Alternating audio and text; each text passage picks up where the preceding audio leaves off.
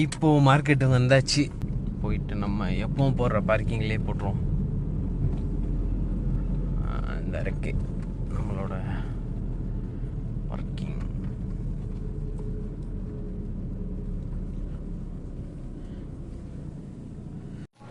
காரை பார்க் பண்ணியாச்சு. இது நம்மளோட தான்.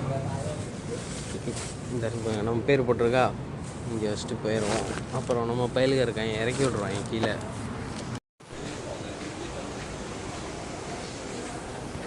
இப்போ நேரம் ஊசி கனவா இறால் எல்லாம் இருக்குது. இப்போ நேரம் மேலே வந்தோன்னா போயிட்டு பழம் வாங்குவோம். வாழைப்பழம் வாங்கணும். இன்னும் போயிட்டு நன்னாஸ் வாங்க